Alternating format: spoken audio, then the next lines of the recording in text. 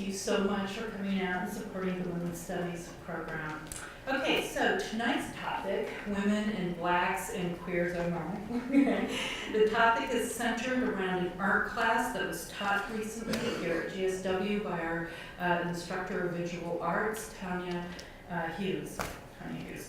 It's entitled, the name of the class was Women and Photography, and this is kind of an interesting class because in this class, the students explored several issues concerning contemporary civil rights problems such as racism, homophobia, stereotyping, in an attempt to draw attention to the discriminations that many, especially women in this day and age, face. So, this lecture series is a little bit different from what we usually do. These are some of the students of Ms. Hughes' class. They've created an exhibition with their art, it's currently on display at the James Earl Carter Library Gallery. It will be there through the end of this month. Okay, but they've privileged us today with a panel, and they're going to briefly speak about their ideas, their research, their motivations behind their work, and then we want to open this up to discussion after that. Okay, so I want to introduce you to our speaker, Dr. Tonia Hughes, tonight. I wanted to ask you, though, if you have questions, please just write them down and save them for the panel discussion at the end, okay? So our speaker, Tonia Hughes, she graduated magna cum laude with a Bachelor of Science degree from Columbia State University. She then completed her Master's of Fine Arts degree from Georgia State University. We use both sides of your brain on that one.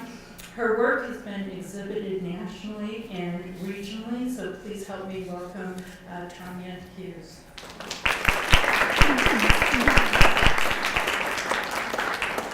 So thank you, but really should applaud the students because they're going to be doing most of the talking. So before we got going about their projects, I want to give you a little bit of background about how this class came to be and then inevitably how the exhibition came to be.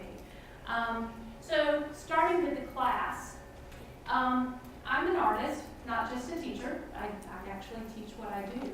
And so as most of my colleagues do as well. So when I'm creating work, I create work based on what started as a second wave feminist theory or idea, which is the personal is political. And for those of you who don't know, what that basically means is that when I think about my personal experiences, I don't necessarily make work about that, but I find the places where my personal experiences are shared by lots of other people, where there's an intersection. And at that place, it becomes not really so much personal as something that's happening in society. And those are the places where that's why I choose the topics that I make work about. And then the mediums come from other sort of things, what's needed to be able to express an intent. And I encourage my students to do work based on that as well, similar kind of thing. Well, I've been very interested in women's studies and done a lot of research about that and have been participating in the women's studies program for several years. So this idea about a class came about really sort of as a selfish pursuit to marry the two, to find a way to take both of my passions and put them together in a class and allow the students an opportunity to really get very specific about their work. This class also you can take is one of the electives for the Women's Studies program as well as in art. So that's how the class got started. Now the exhibition kind of came, which by the way, have you ever seen it? Okay, who hasn't even seen it? It's awesome. And I will say that there's a big difference between seeing art in a slide and seeing it in a real life person. Okay, so please go and take a look at that exhibition. But they did such a really great job in this class over the summer that it felt like this needs to be something that's shown to the public, not just something in a critique in a classroom. So great job for these guys. When I was putting it together as a curator, pulling the show together, I did feel that it needed some 3D work. So also, we have two artists who work in 3D in the art department. They're not photography students, but they generously agreed to kind of participate in this, even though they weren't being class credited for it. So thanks to them too. So the show became not Women in Photography, but Women and Blacks and Queers Oh My, because really it incorporates lots of different civil rights issues and experiences of marginalization.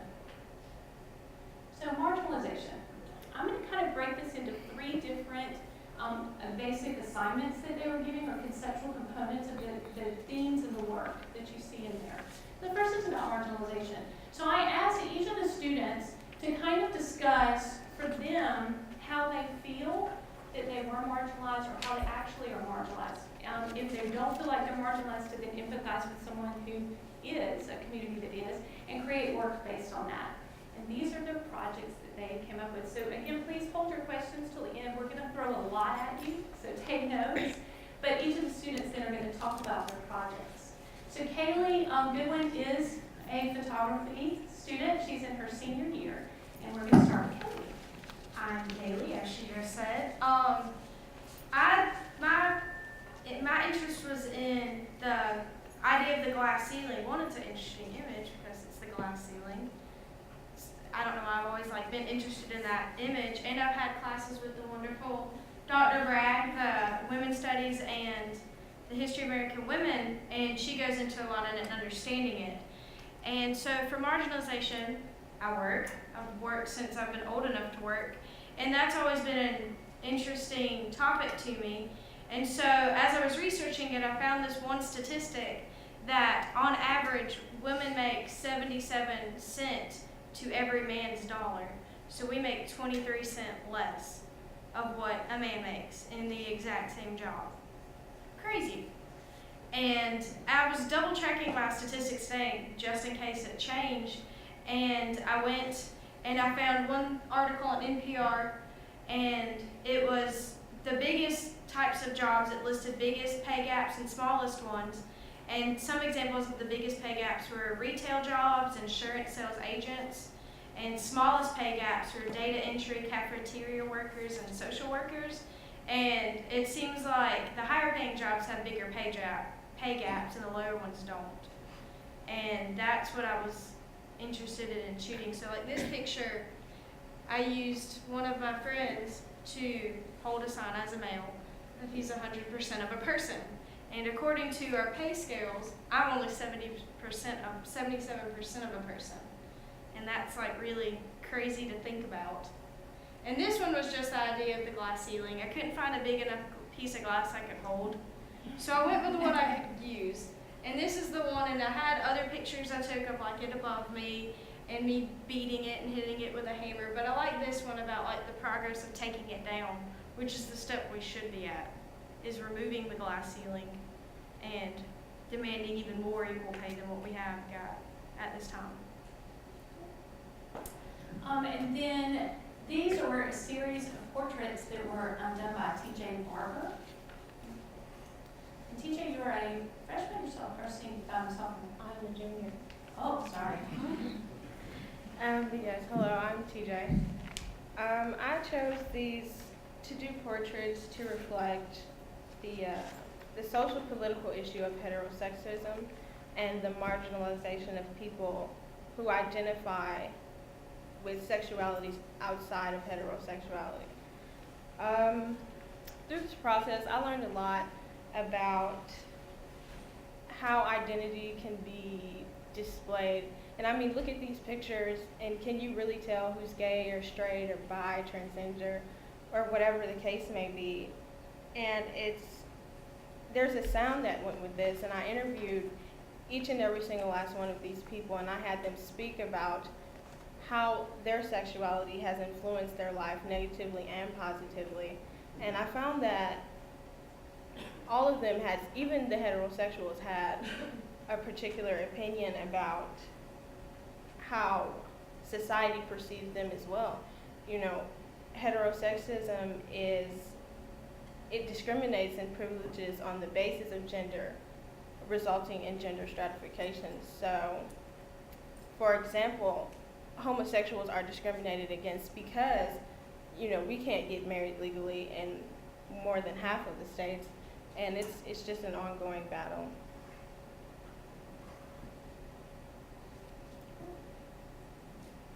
TJ also did this project about marginalization based on hair.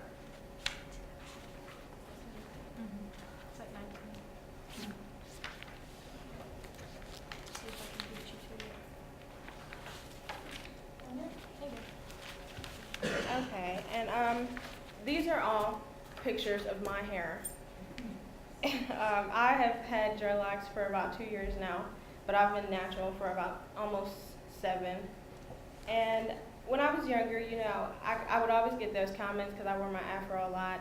You know, your hair is just not, it's not acceptable, or it's not, you know, it's not Eurocentric, it's not straight and long and presentable. No matter how I had it groomed, or I could have it pinched back into a bun on the top of my head, and it was still unacceptable because it was just in its natural state. And as I got older, when I first discovered the concept of marginalization, I was just like, what? I can't get a job because I have dreadlocks? What, like, where's that? How do you equate hair to my capabilities as an individual, as a professional, as an artist, as a person? And yeah, that's just kind of where I went with that. And the process of taking these pictures was really hard for me. I don't know why, probably because I had discovered that I had been marginalized on several occasions and I never knew it. And then it all just came to me at once. And it was just really, really, it was overwhelming, to be honest.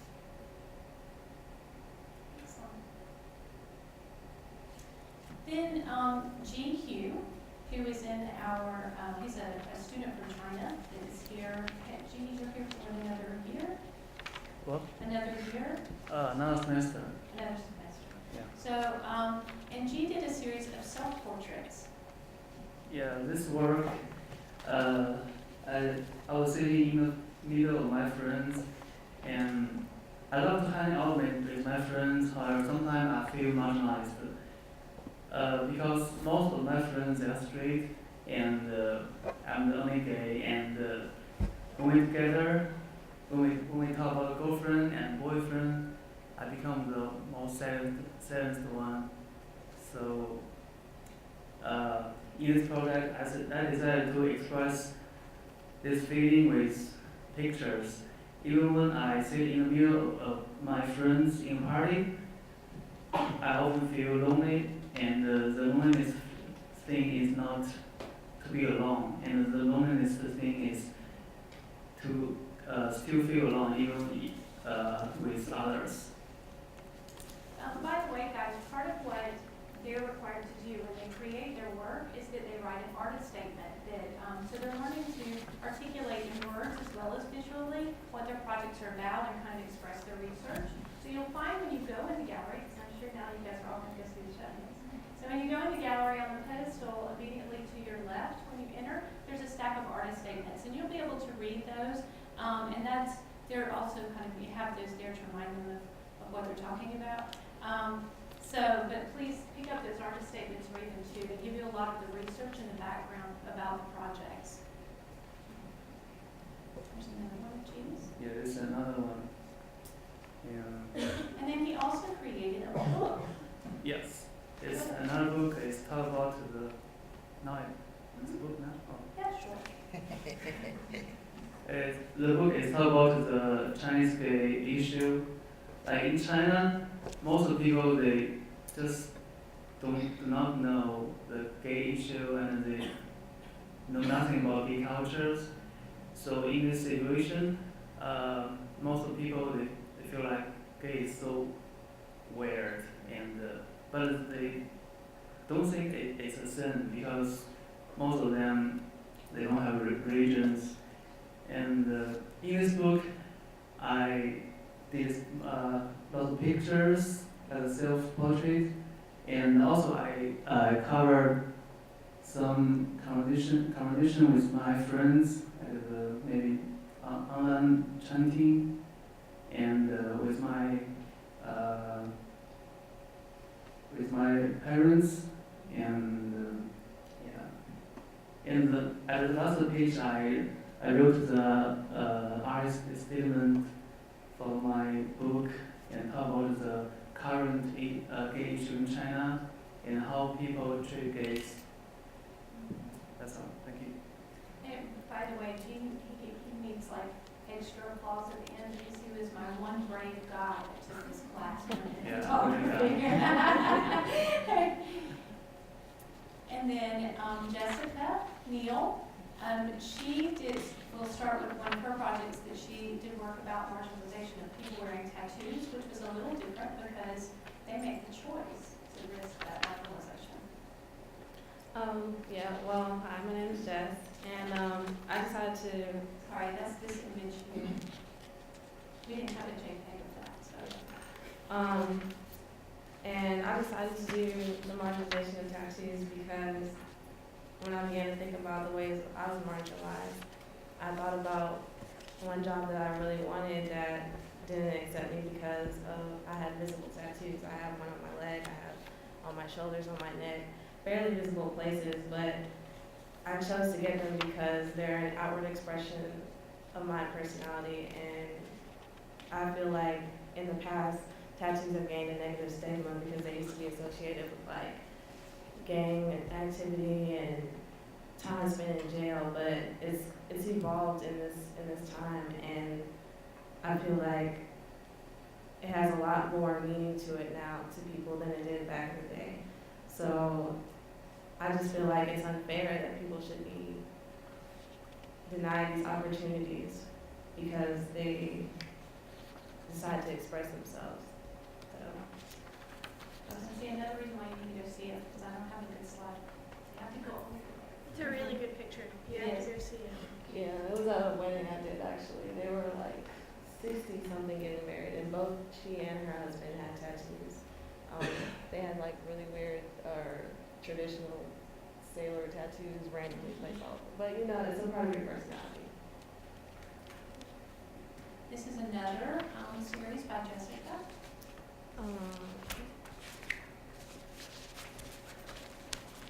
And well, in art classes, there's always kind of an interesting thing that happens between students and teachers. And so, Jess, make sure and talk about the title.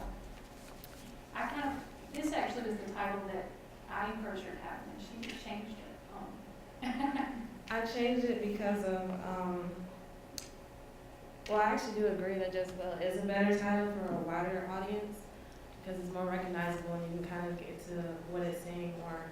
But I wanted to change it to that thing because of this song I heard by Nell, and it was kind of talking about this picture is about Black females and how they're judged on their sexuality and how even now in some ways they have they're kind of assisting in their own exploitation and their own subjugation, and I feel like we should be better informed and be able to talk about these issues with each other and comfortably in our families in order to determine our own sexuality. So instead of embracing and perpetuating racist theories and sex stereotypes, then we need to change how we as Black women experience our own sexuality.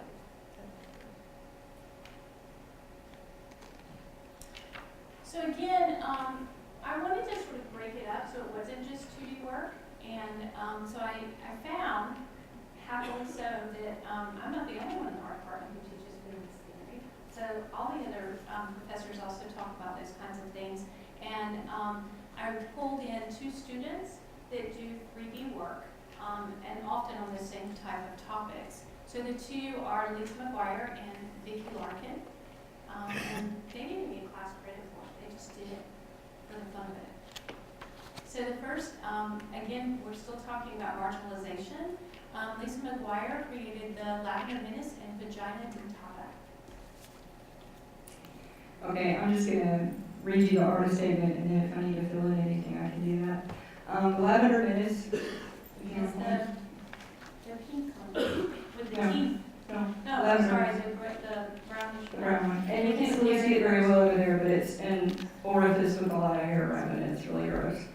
It is. It has a visceral reaction from everyone, so you'll have to go over and see it.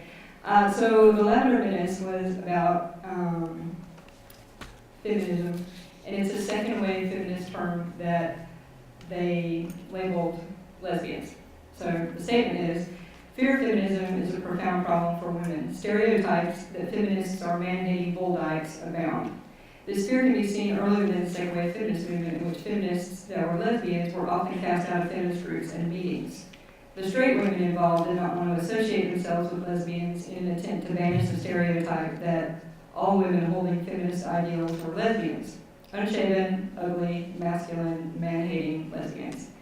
So interestingly enough, fellow feminists collectively gave lesbians the title of the Lavender Menace. Even in contemporary society, women are often the biggest enemy of feminism, and sadly, are also often the biggest perpetuators of the patriarchy. Our mothers teach us to act ladylike. We criticize each other with comments like, she's asking for it in an outfit like that. And we often apologize unnecessarily, refrain from taking the last cookie, and otherwise self-sabotage any attempts to keep ourselves from being subordinate. This piece is meant to act as a mirror and create in women a desire to undermine the continuation of such self-sabotage. Well, we can talk about that later if you need. Okay, so the vagina dentata kind of emerged later because the Lavender Menace was all alone, and it really needed to be a diptych. And so it just did. I work differently than Tonia does. Tonia kind of has a concept, and then she'll do research about this concept, and she'll research, and then she'll make her work. Well, I kind of make work, and I have a vague concept, and then it just kind of comes into being, and then I kind of think about it for a while, and then I research it and go, well, yeah, that's exactly what it was. So anyway, vagina dentata, and the artist name for that is, according to the Urban Dictionary, a vagina dentata is 1, a Freudian concept that all men are subconsciously afraid that their wives want to slice off their genitals. The term is Latin for toothed vagina, and if you look at it, that one has teeth. You can see them there. 2, name of a women's movement in Denmark that calls for women to be not submissive or unaggressive when in danger or being persecuted. 3, teeth inside a woman's vagina resulting in the removal of a man's penis. 4, a vagina with teeth. I worry about the sanity of the person who came up with this idea. It is also used to describe a phantasm by which a man is afraid that his lover's sexual organs will irretrievably mutilate his prick. 5, vagina with teeth. And 6, the most horrifying concept to man. Okay, so that one is also kind of self-explanatory, and it went along with a project I did, it also kind of went with Lavender Menace, but it went along with the next project that I did about language and how women are also marginalized with language. And that we even do it to ourselves. And if I can find an artist name for that one, that would be really good. Okay. Okay. This is another mixed media piece. I took glass blowing, which I really, really love. Those are glass scrotums on chainmail that I made with some steel, and then I left it outside the weather so it looks kind of gnarly. Okay, so that one is, again, the Urban Dictionary. It's great for everything. The Urban Dictionary defines balls as 1, a man's testicles where sperm is produced, 2, courage or bravery, 3, manliness, and 4, something yelled to shock people. I better not wear on video. Okay. I am daily subjected to a barrage of uttered phrases containing the word balls. I work as a paramedic, and it's a male-dominated field, and so there's a lot of talk about balls. Anyway, it seems that someone is constantly talking about his balls, or someone else's, or the lack thereof. Women and men seem equally prone to fall into this gendering of our language. Somebody is a ball buster, or has big brass balls, or has someone else buy the balls, or has someone's balls in a vice, etc. ad nauseum. We live in a patriarchal society that equates balls with power, courage, bravery, and strength. So having your balls busted references power, in particular power that is being stripped from you. As demonstrated in one of the major theories of sociology today, symbolic interactionist theory, language is a way of using symbols to give meaning to our world. We then act on how we interpret the meanings. In our patriarchal society, the meaning we have given to and act upon balls serves to oppress women.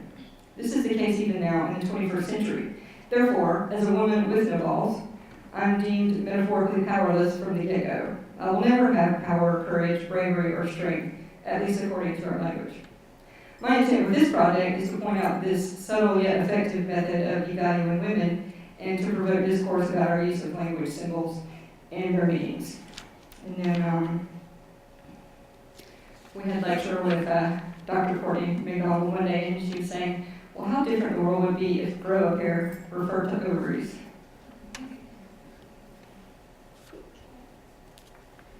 So then their second assignment was to talk about gender, or to do work responding to discussions about gender.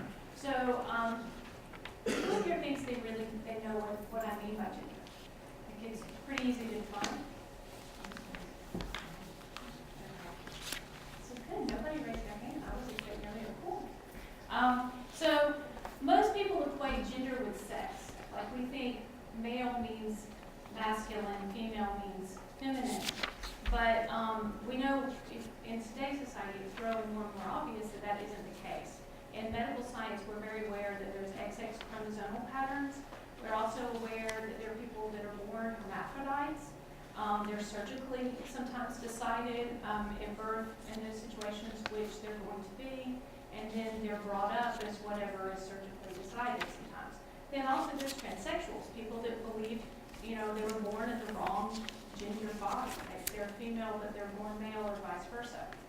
So we're finding that sex is one thing, and yes, you can do a chromosome karyotype and determine what someone's sex is, but that's not necessarily what they are in terms of their gender. So the students were asked to respond to the idea of gender being a social construct, that being something that society kind of creates and dictates and sort of tells you if you're male you should be this, and masculine is this, and feminine is this. So again, going back to Jessica. This was a piece I called The Boy with the Pearl Earring. I did it based off of this painting. It's kind of like the Dutch Mona Lisa. And in this picture, she's like gazing over her shoulder in a way that's kind of inviting and subtly sexy. And I thought it would be interesting to appropriate the painting with a twist and instead present a male. So I had my totally straight friend pose for this picture for me. Very masculine. Who totally hates this Who picture. hates this picture and wishes I would burn all copies. But it was interesting play on the double standard on sexuality and, like lesbian sex is hot, sex between men is not. She should be sexually submissive and he should be, the Casanova. And you just have all these things that are so black and white, and it's really not how our world is, where the lines are very blurred and there's not one certain way to be or to behave. So. And then back to Kayleigh Goodwin. Hello again. It was a different one first. Give me just a second. Oh man, I can't remember which one this is. You find it, Jimmy. Oh well, I'll just wing it. This one and another series that's gonna come up, they go together pretty well. Because I've had Tonia for, this semester in my 5th photo class, so Tonia's seen a lot of my work in different things. In my first photo, I did a series with the idea of I'm not a feminist, and I did pictures about that, but that's a whole different topic. But with that, I did a series of me dressed as a boy. And if I pull my hair back and I wear the right clothes, I can pass as a 12-year-old boy. It's not debatable. But, so when we got to this, it was like, oh yeah, I get to dress like a boy again. And so I did. And this one was, I lucked up into it because I was doing these pictures and then I was like, because we talked about Catherine Opie, I've seen a lot of her work, and she does a lot of pictures with her back. And symbolically, that's like a form of defiance. And so I took her pictures and everybody knows of the Raise of the Riveter, that pose. And so I did my own twist on it with this, and the ones I showed Tonia before I finished the series was the one of me in the hat with the bra. And we started talking about it, and it would be nice with a diptych. And so I also did the same thing, but with no bra, but a pink bow. So it just gets to that ambiguity, because I'm wearing a guy's hat, but I have a sports bra, so you know I'm not a guy. But in the other one, I'm not wearing a bra, which most women don't normally go with without a bra, but I'm wearing a pink bow. So I just like the subtle ambiguity between the two. And I thought it was a nice, because it's still a very defiant pose, but the gender's kind of contradicting. And see, I'm a boy in this picture. So there you go. So this relates to, in art history, we learn about the reclining nudes, the Venuses, which are always fun to learn about, and it relates to the male gaze, and I won't go into all that. But this one, it kind of relates to it, because I have her, my dear friend, who posed for this. I got her to do, she's looking away like a normal Venus was, where the viewer is looking upon her. And she's an object, and she's wearing a dress, and she's got this nice direct line. And, but she's kind of got a smirk. So I thought that was really interesting. And then the one of me is the similar pose, but I'm shorter so I can fit on that couch better. And this was, it was the same kind of thing. I remember the one you did of Hughes. Sorry, Hughes, if you're here. That's kind of similar. But I kind of like the juxtaposition of a male, it's me dressed as a male, but you don't have to know that because I've ruined it for you. A male doing the same Venus pose and looking away and being the object, which is not normally seen. And I like that it's just a different take on art history poses, like a reference to that. And a play with gender. But Kayleigh, I'm not going to let you get away with that. Do talk about beginnings. The gaze? Oh, okay. A little bit. So I kind of went into it without saying it. The male gaze is, or the Venus is the male gaze because the woman's not looking at you. She's not, like, if you look at historical portraits of men, they're looking dead on at you, challenging you, and you respect them normally. And the women you see in art history poses, they're like relaxing, la-di-da. And they're like objects for you to look at and think about. And the female gaze is a new form. It's kind of still being discussed. And it's the female's twist on the direct look. And it kind of plays with this more so where we're looking on men as man candy. Like the Abercrombie posters or the bags you buy when you go buy their sweatshirts. It's the hunky guy, and he's not looking at you, he's looking away.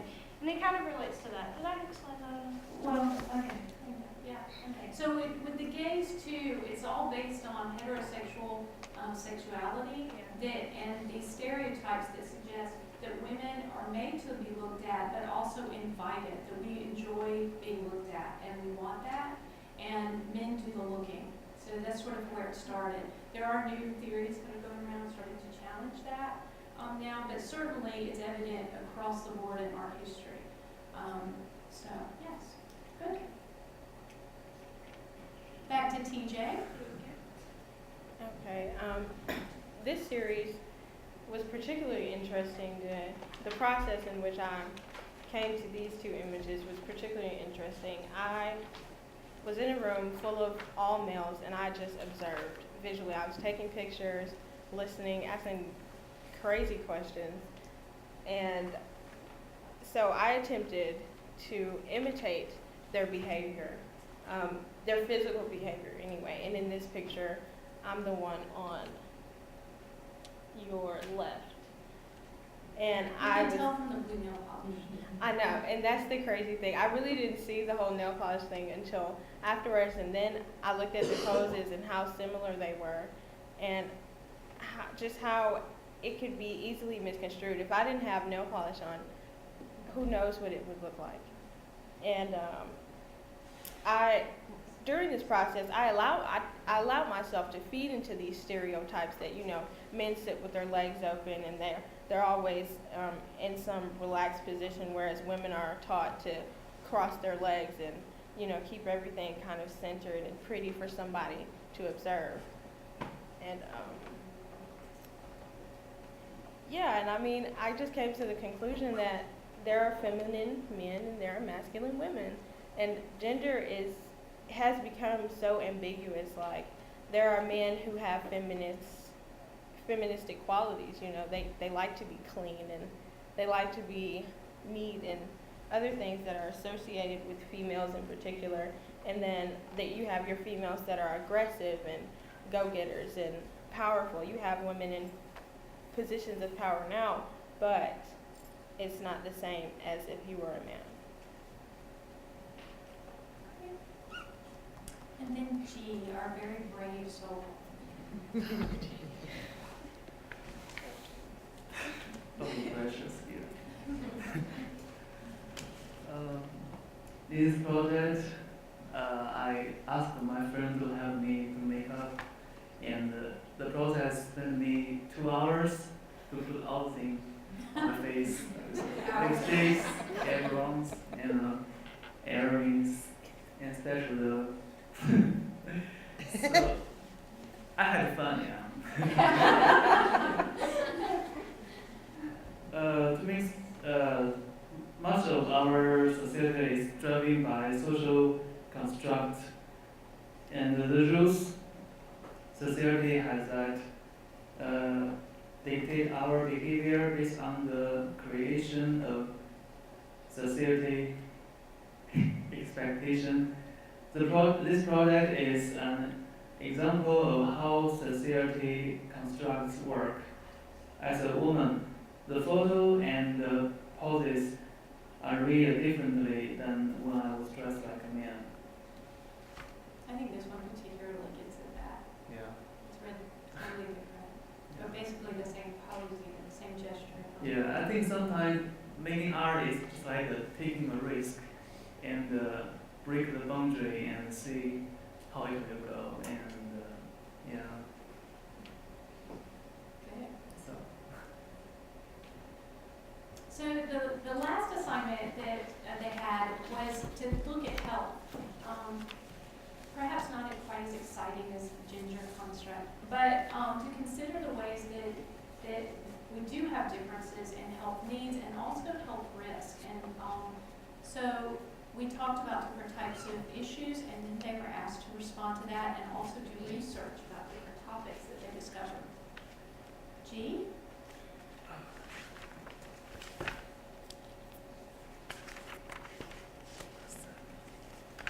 G was particularly interesting with this because he researched for this particular project something specific to China, his home country.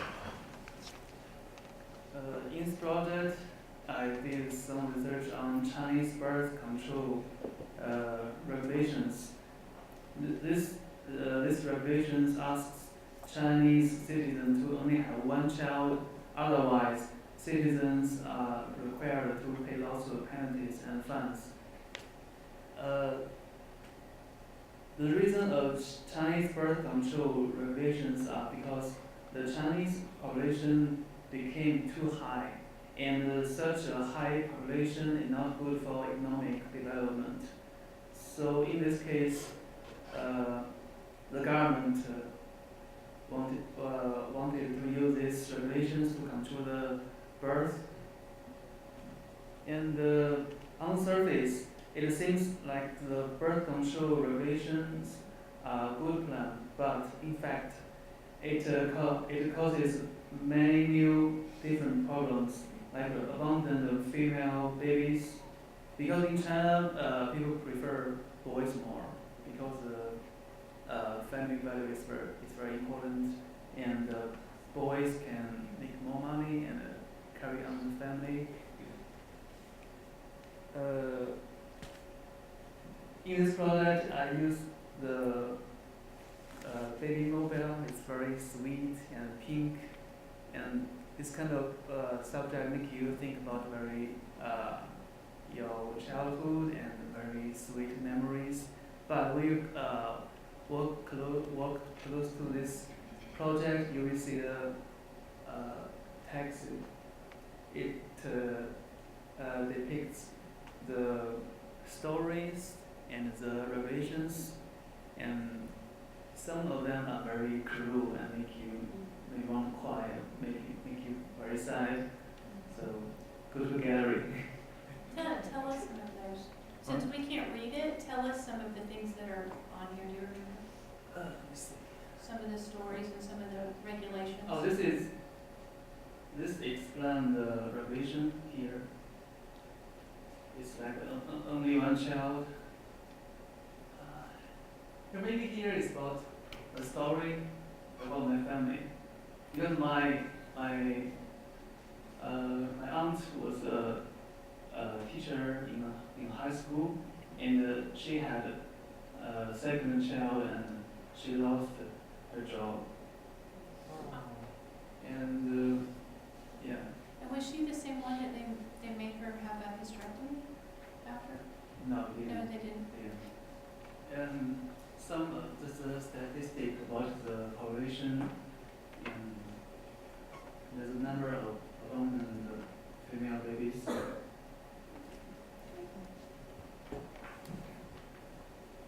And back to Jessica. This was a piece about female circumcision. I got interested in this because I read an article about this man who had tried to transport his daughter into another country in order to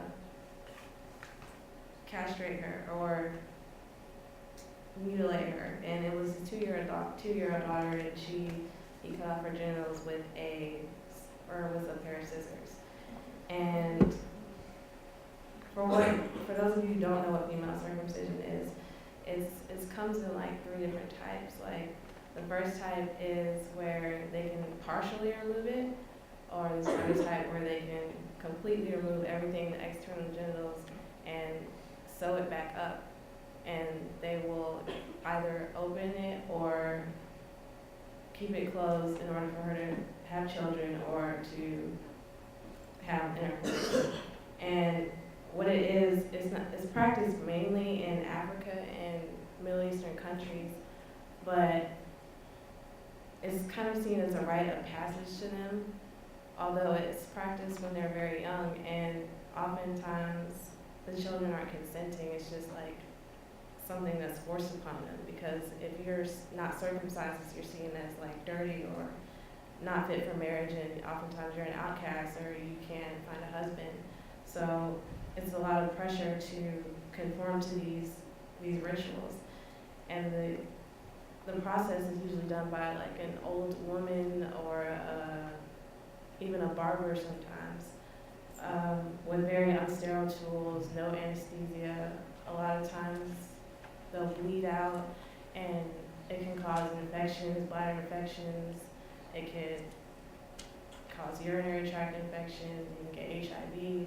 All these different health risks that are resulting from these practices. And it's crazy to think how these women think that this is their only option, and it's all in an effort to sustain or create an image that is appealing and satisfying to men. So that's why I did that. And then Kayleigh. For this one, I did infertility, which not being prepared. For this one, the average, like in the 19th century Great Britain, the average married woman gave birth to 6 children. 35% of married children had 8 or more children. And during that period in history, women were needed to produce children, not only to continue the family lineage, but also to create workers that were used to meet the needs of the family in areas such as harvesting crops, planting crops, and tending to livestock. Child mortality was also really high back then, so you had to have more kids, so you had some that were still alive to do the work. But with the advancement of the medical field and hygiene, women don't have to have that many children, and the they produced more children, like it dropped significantly.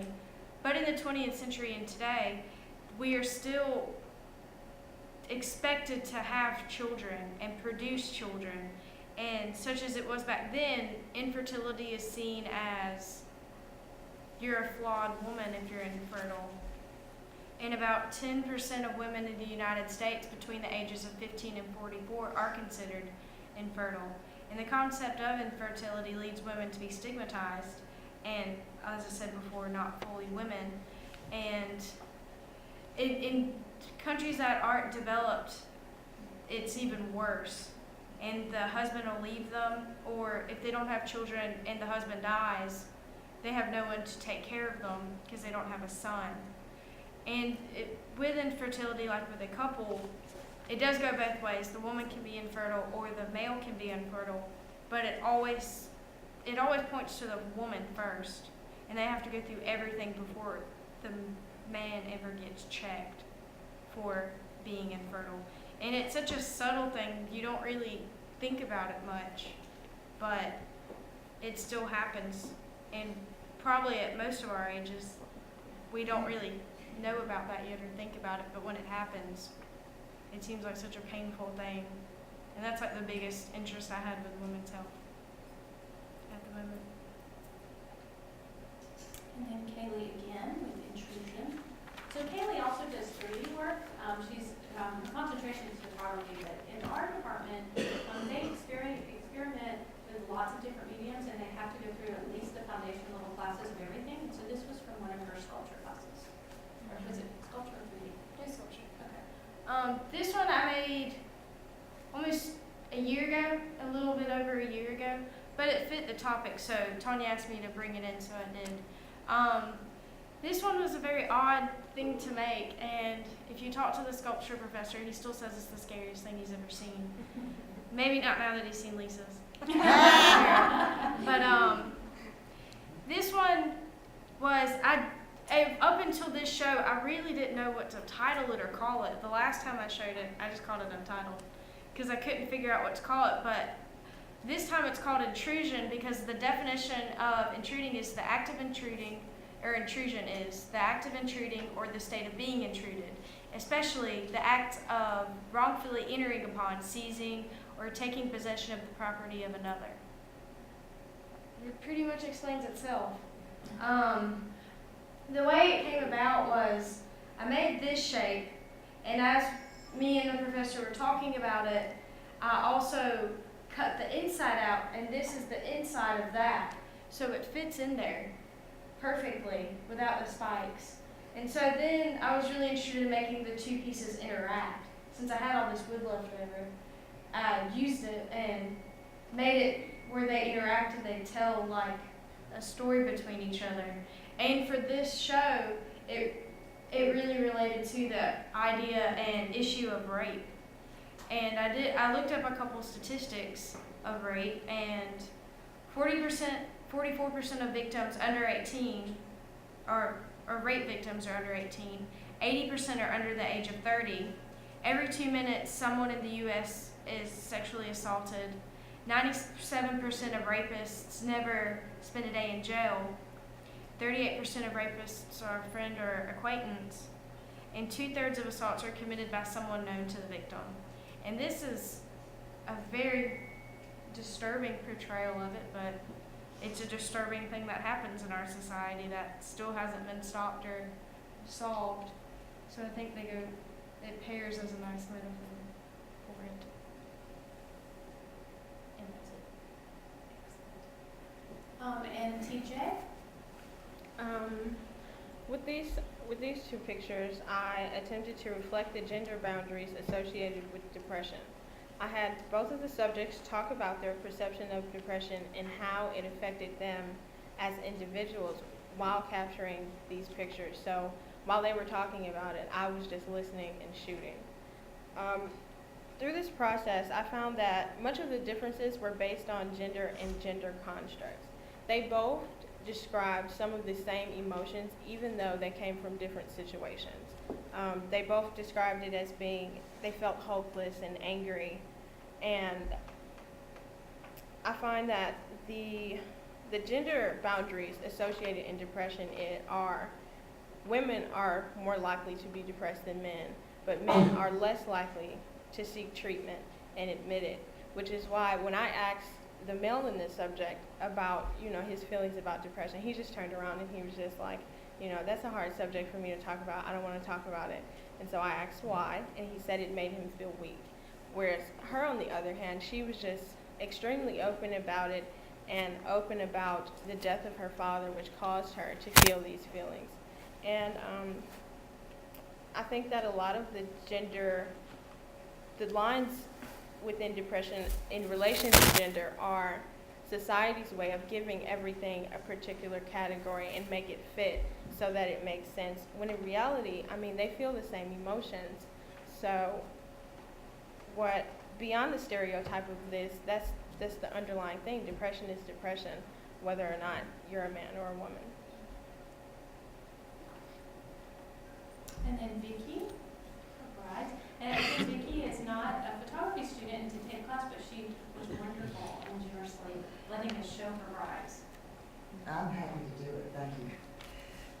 My brides really started out to be a mental health issue, to describe mental health issues, but as I worked them, I think Tonia had mentioned this, they became more of a feminist view or a woman's view, and I'm just going to read my artist statement, and pictures make them gain weight, so you really want to go up and look at them. By the way, guys, this isn't the best. Please go see the show. This isn't the best slide, but these brides are wearing straight jackets, each one of them, and then they're on this thing that sort of resembles like a punching bag. I don't know. And none of them have real faces either, which really goes towards the abuse or not having the equal pay or whatever. Virginia Woolf once said, for most of history, Anonymous was a woman. While we women have progressed in freedoms and equality throughout history, we all too often still remain anonymous. Although we are greater in numbers and have proven our capabilities, our representations as leaders of the world are not in proportion with our numbers.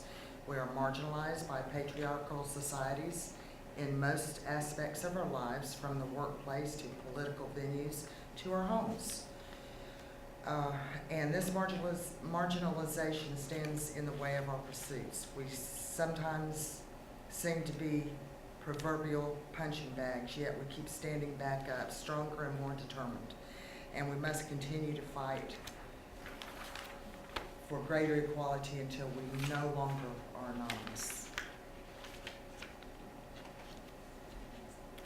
That's it.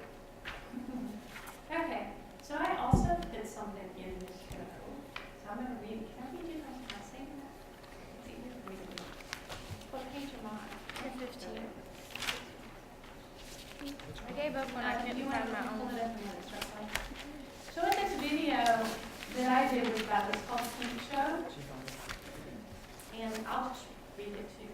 This is it. From the philosophical beginnings of Marxism. You guys familiar with Marxism?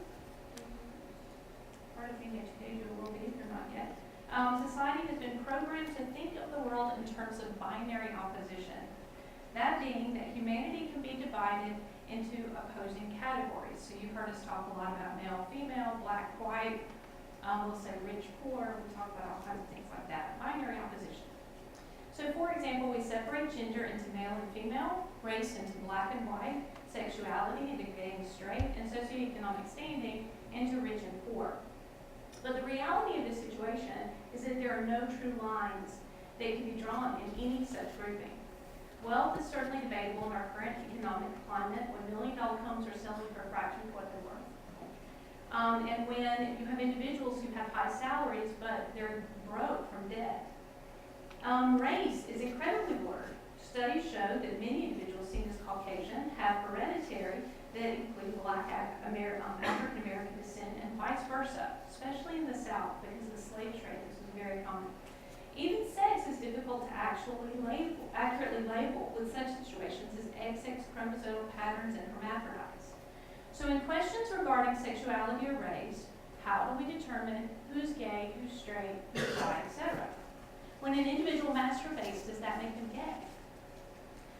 It's a same-sex relation, is it not? When the video of a rose creates arousal in a viewer, does that mean that they're herbisexual? So, as biological beings, we're designed to have sex in whatever form it comes. We desire sex. So more importantly, why does any of this matter? So we don't have such debates over things like, are we hungry? Can we have, what particular kind of food do we want? What taste do we have? But somehow this becomes a big issue when it comes to sex. So isn't it time for humanity to evolve past the unnecessary and innately flawed concept of labeling and judgment, and the judgment that such labels create?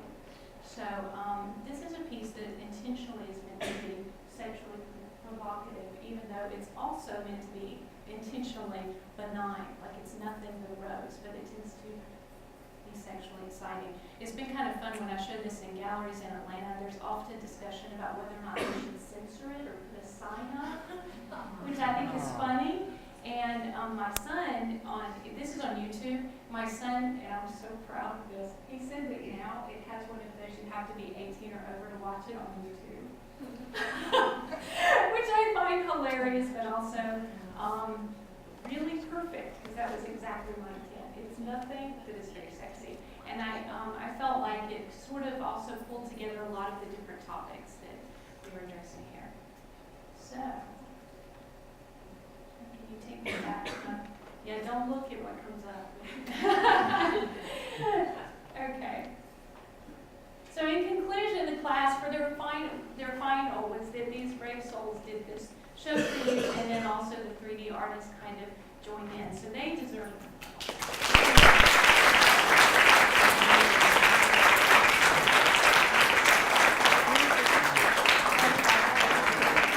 So thank you again for coming. What I'd like to do now is I'm sure you guys have lots of questions. So ask away for our brilliant panel. Who wants to go first? Oh, yeah. We've only been using one. Yeah.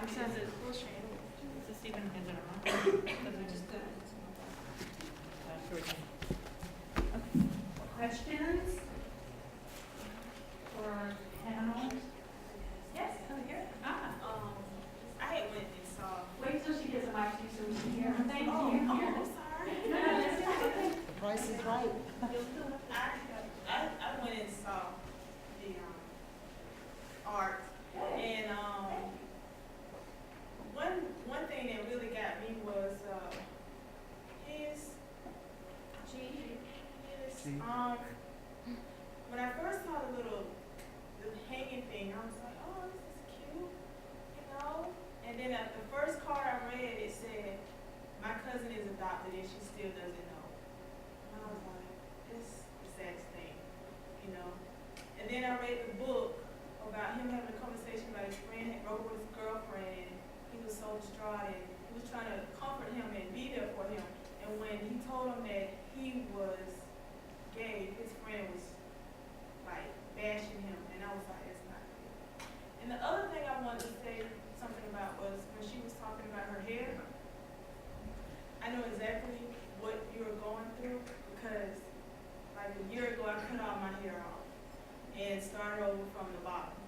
And everybody was like, oh my God, what did you do? Why did you do that? What's going on? But the reason I did it is because I didn't want to put any more chemicals on my skin. And it was like causing, things to go wrong in my body. So that's why I didn't want to do it anymore. And I just recently straightened my hair out, and I put a picture on Facebook with my brother. He's in Africa right now. And he commented on my picture and says, oh my God, you look like a normal black girl again. And I was like, a normal black girl? So I'm like, well, I've never been normal. Let's make that clear. But hair, it shouldn't define you as a person. A person shouldn't want to talk to you or not talk to you because of the way your hair looks. Because once I put water on this, it's going right back up to the afro. So it's like, how you like me today because I got straight hair, you should like me tomorrow when it's straight in the afro look. You know what I'm saying? So, I'm sorry, but it really got to me, some of those things in the art. Thank you. You guys want to respond to that?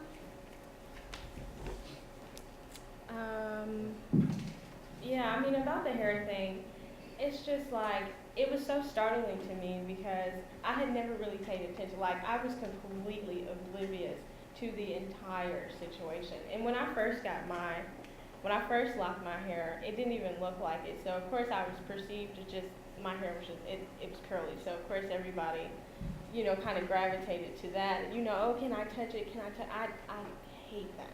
That is probably the biggest pet peeve. Like, don't randomly come up to me and touch my hair. I would never do that to anybody else, regardless of what it looks like.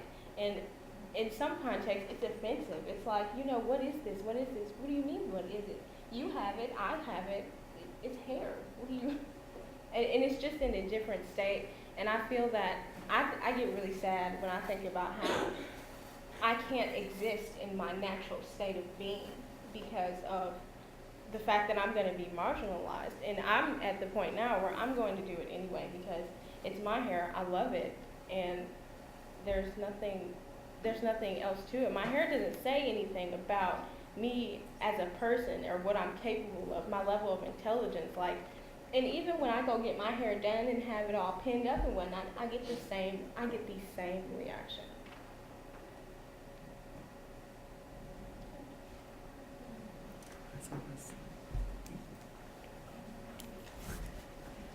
Hi everyone.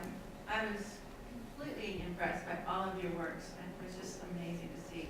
I'm really bowled over by the work that you produced.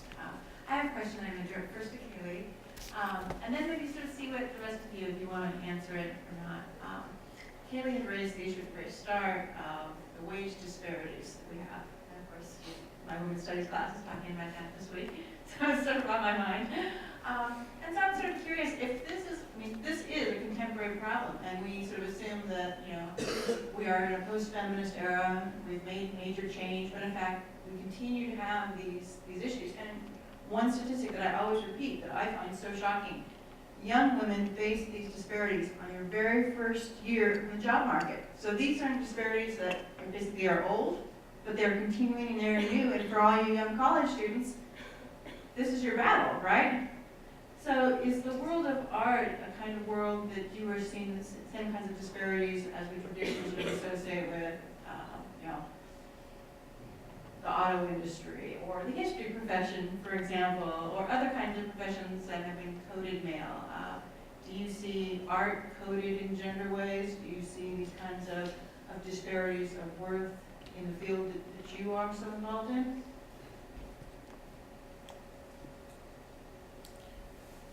Actually, the other day, I ran into Laurel in the middle of a class break, and her and another student were talking about sculpture, as the females that go into sculpture are usually the ones that they get hit the worst because, as Laurel was talking about it, sculpture is usually pretty heavy stuff. So before they even go in and start banging away, they go through a plan of how to make it, and if they need help, they'll find it. And the sculpture professors are usually male, and they see them as sitting there and planing, and they look lazy compared to the men that are beating away and hurting their backs immediately.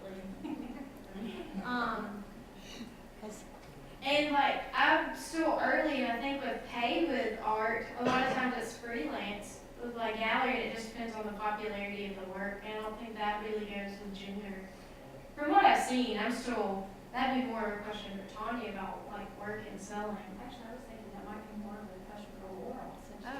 And Laurel, I see her in the door. Laurel, Come on Laurel down. Robinson is here. She's the chair of the art department.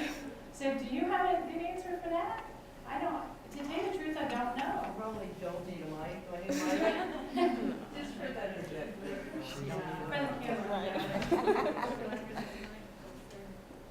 So I would suggest that the whole fight of the feminist art movement was all about the fact that the Whitney Biennial in New York in the 70s had 50-50 men and women making art in New York, and 90-10 in the men showing, and considered like the great American artists, and maybe 10% of the artists for women in this exhibition, and that is what stirred like a whole lot of the feminist art movement in the 70s. I don't think things have gotten a whole hell of a lot better. I mean, I think there are more women now in art history books. You know, like when I was in college, not so much. You know, so now there's more women, a little less marginalization, not a whole lot. I would say in the marketplace, the men are still doing better on the whole by a long shot. I would suggest that there's still painting snobbery. And I live in the world grew up as a painter, and we always win. We're way better than photographers. They're merely craftsmen, don't you know? So you know, and it's still very much how the market goes. So, you know, paintings are more valuable than a photograph. They're more valuable than a piece of ceramics that's functional. But if you take a piece of ceramic and stick it on the wall and it kind of looks like a painting and a guy did it, then it's probably more valuable.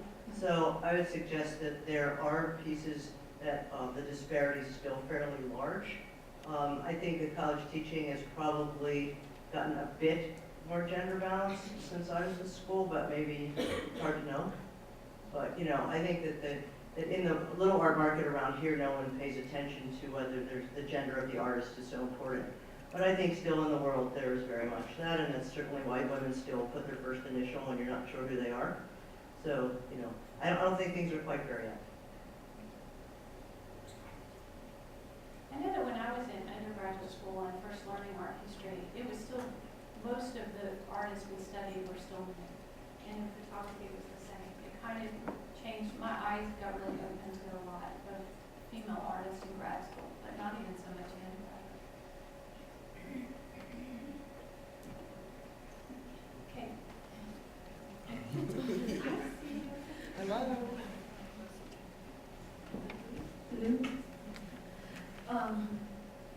G and TJ's pictures really struck me about gender performance and just like the pose you're holding. I was reading up on like Judith Butler's work and some other queer theorists, and they were actually saying that men are unspokenly taught to take up more space than women are. Just like, you know, you see a dude sitting at a table and he's like, you know, like, what's up? You know, and the girls are got their legs crossed and you're huddling. And I thought that was really interesting that you touched on that. And G, with the actually kind of like cross-dressing, the poses mean different things. I personally prefer guys' shirts over girls' shirts, and when I first started becoming comfortable with that, I would joke around and I would ask one of my best friends, I'd be like, I look too dykey today, you know, just playing around. And I've actually been mistaken for, since I cut my hair short, I've been mistaken for a boy. And it's just very interesting, like, the way you pose, the way you dress, like, people automatically, without thinking about it, decide based on that what your gender is. And I also thought the title was very interesting, Women, Blacks, and Queers, and they have a very interesting way of interacting, being a woman and being queer, or being black and being queer.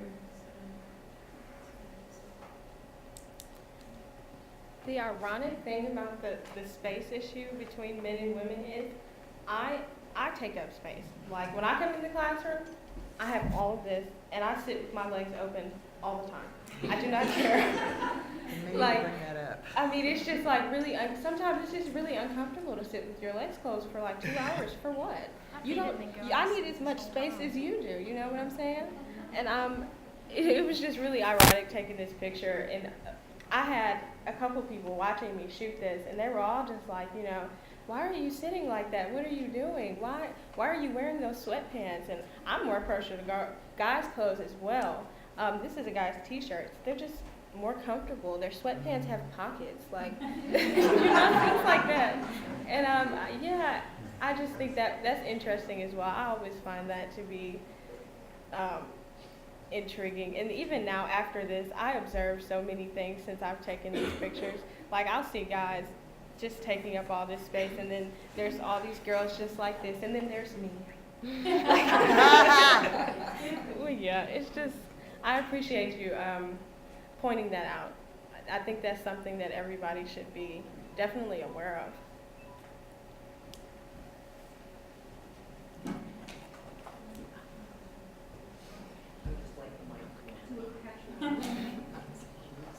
I would like to really thank my colleague and all of my really lovely students, because they're my students as well. I was very impressed with the show, and I want to publicly acknowledge that.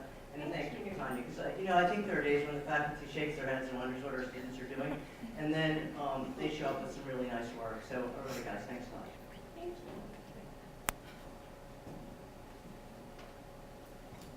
you. Right, 2J, actually about this photograph, I know that you kind of said that the nail polish you kind of realized after the fact, but is that something that kind of became part of the intent and the conceptual meaning of this photograph later on? Definitely, definitely. When I realized it later on, I was like, oh, I'm not reshooting this. I'm not taking my nail polish off to reshoot this, because it just added that extra element of ambiguity. Like, if I wouldn't have had the nail polish on, it would have been almost impossible to tell that that was me. You know what I'm saying? So after I realized that, or even if that wasn't a female and he had nail polish on, I thought about that too, and whether or not I would change that. And so it definitely became part of the concept. I was just like, I'm not reshooting this. This is great. Like, I have on nail polish in this picture, and I'm sitting as though he's sitting, but the only thing that's identifiable as female is nail polish. And then I also thought about the idea that men wear nail polish. I know several men who wear nail polish. I know men who go get their nails painted, so yeah. Yeah, and I would change that too. That is great. Thank you. Paula, there's a couple of questions on this side of the room.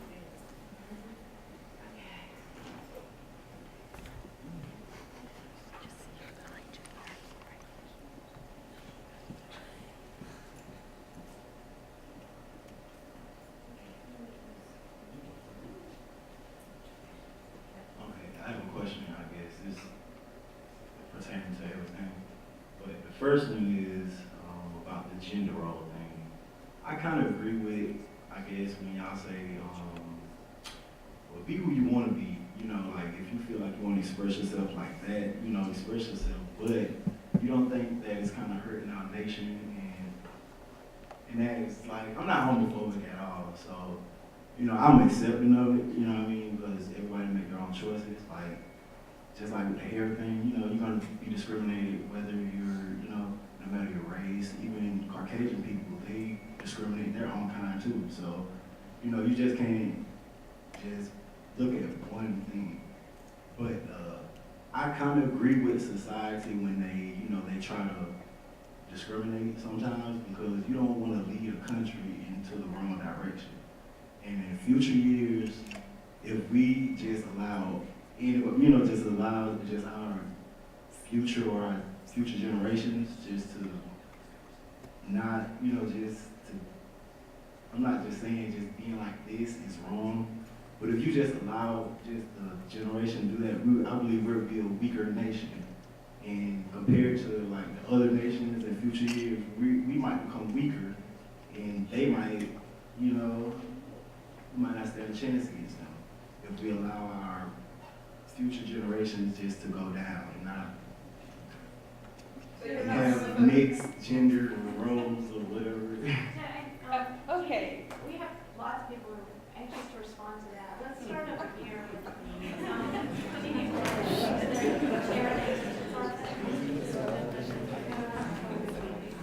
At what point do we say it's okay to discriminate or not to discriminate? That's a really dangerous line that you're trying to draw, because if we're going to say, we're leading our nation down the wrong path, well, let's go back a couple hundred years.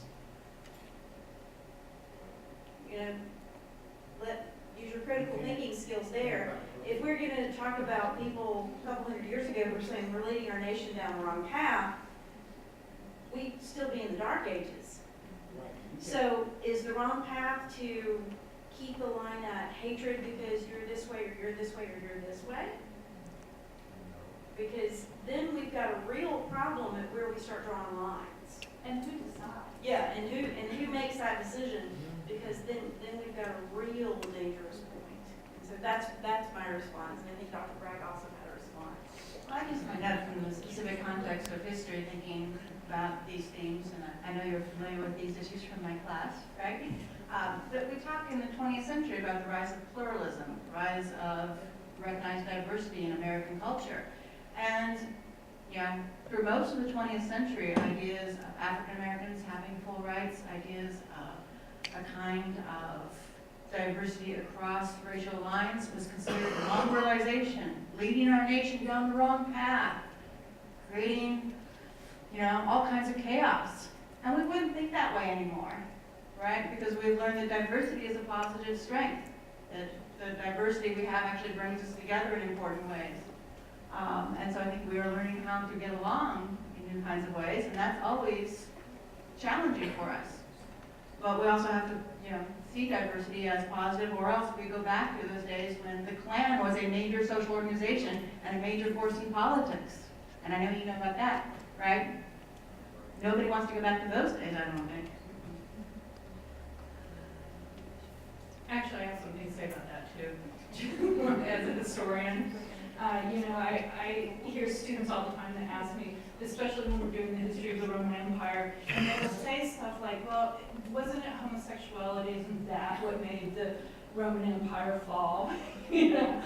Because during that particular period, it was very common for, if you were all the way over here or all the way over here, you were considered deviant. If you were in the middle, you were considered somewhat normal, okay? So if you were homosexual or completely heterosexual, you were deviant.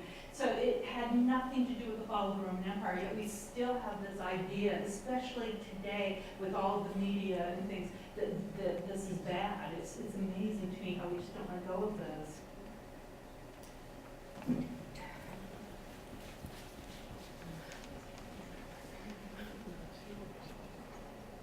It wouldn't be appropriate if not every professor of women's studies didn't speak, so I had to, I had to include my voice. So I just needed to ask you a question. I was really trying to listen to what you were saying and understand it.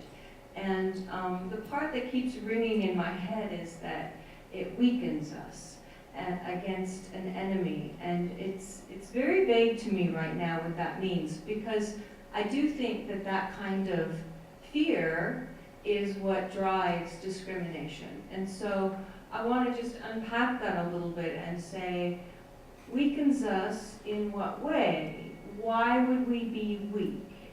And against what enemy? Sometimes I think the enemy is ourselves. We need to be strong in supporting each other. But I'm not sure I'm understanding what you were thinking with that comment. So maybe you could help us understand what that weakening is. I'm saying, like, compared to, like, say, we used to go to war with Russia.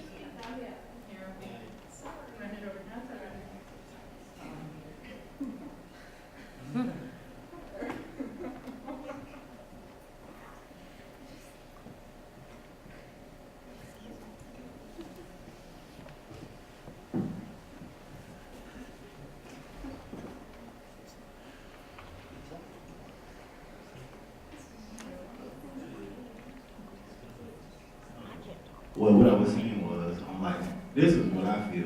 Everybody is entitled to their own opinion, and this is mine. So, like, I feel like if we was to go to war with Russia, and we just continue and allow just allow and accept things like that, just like the same-sex marriage. Sometimes it's all about. It's not all. You don't have to always be seen. It's not about how you do things. Everybody don't have to know your business. Sometimes gay people can be over the top and make people uncomfortable. Nobody don't want to come in and just see somebody it just makes some people uncomfortable. I'm not telling you, that it's wrong, but some people just are uncomfortable about it. And I don't want a few of my cousins or whatever, my little cousins or whatever, just be taking up wrong, just looking up wrong role models and stuff. That's my only thing. I have a problem with that's what I'm saying. I don't, that's what I'm saying though. I don't have a problem with you know, but. It sounds like you do though, that's the problem. You're in denial.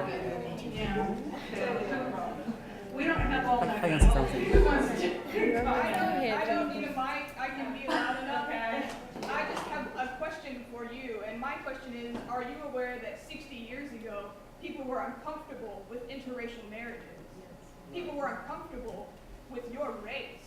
But if we stop multiplying and stop giving birth, what's going to happen to our generation? Where are we going?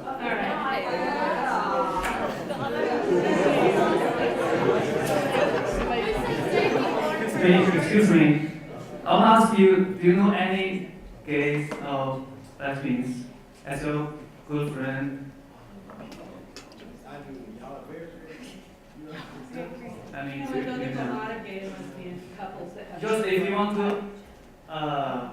judge something or say this is my enemy, you need to understand them and know it very well. Then you can explain, okay, this is my enemy. So this is wrong.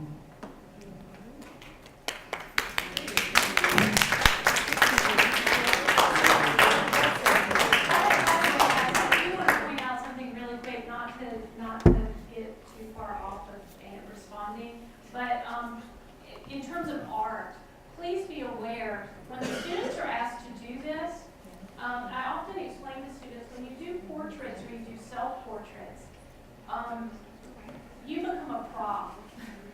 You become something that is expressing an intent or an idea. So please don't misunderstand, like, Kayleigh here really doesn't go around dressed in drag, but she's taken lots of pictures dressed like that. So, because she's doing it for an intent, so just not to get too far off topic here, but I do want you to be aware of that. Please don't interpret this as really reflecting on who the students are in their private lives.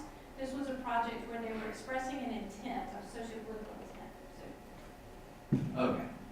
So the way I feel is this little seminar has gotten to where you're judging people on what they look like, what they wear, if they're gay, if they're straight. Instead of judging people on that, judge them on their behavior, because to me, our actions speak louder than words and appearances. So can we end it with that? There's white, there's black, there's gay, there's heterosexual, there's everything out there. But if they act weird, they're weird.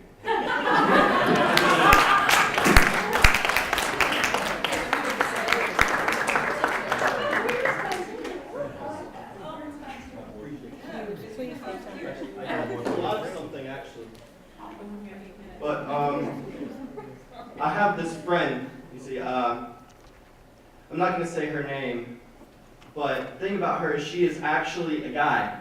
I call her out of respect because I love her as my friend. She is amazing.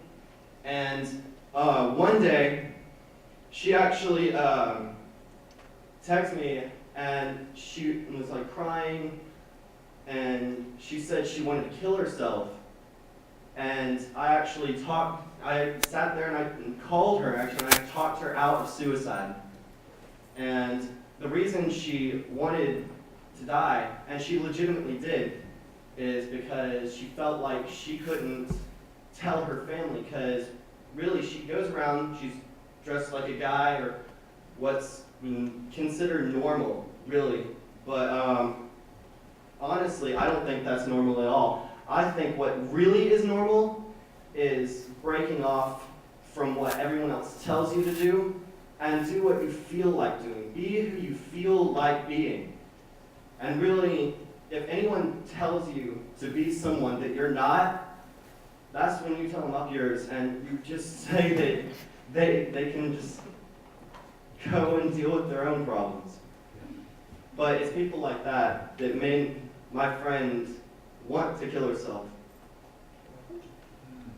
Okay, I find that really interesting as well because I have a really good friend who's in the middle of transgendering from a man to a woman who called me to try to get some ideas on what's going to happen to him when she becomes a woman and has all of these problems that we've talked about today, the 77% pay as opposed to 100, things like that, okay? So a lot of issues that need to be worked out still. We've only got a couple minutes, so I want to close the series today. On a happy note. On a happy note. Okay, so I don't need this anymore. All right, so as the new director of the Women's Studies, I wanted to thank Dr. Jeannie Bryan, who was the former director of Women's Studies until I took it over just about a couple months ago.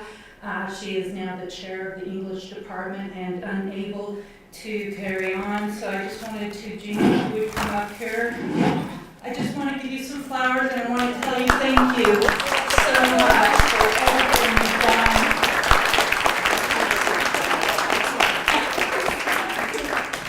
Okay, thank you all for supporting the Women's Studies program and coming out for the 9th Women's Studies series. I hope to see you all with the 10th series. And this discussion, I'm sure, can be continued on Tonia's website. Which you have that, right? Oh, come on, blog it. Or you can blog it on the New Women's Studies website. We'll talk about it there, okay? Just scroll down on Women's Studies and hit the website. We'll talk about it there. Yes. Okay, everyone, thank you.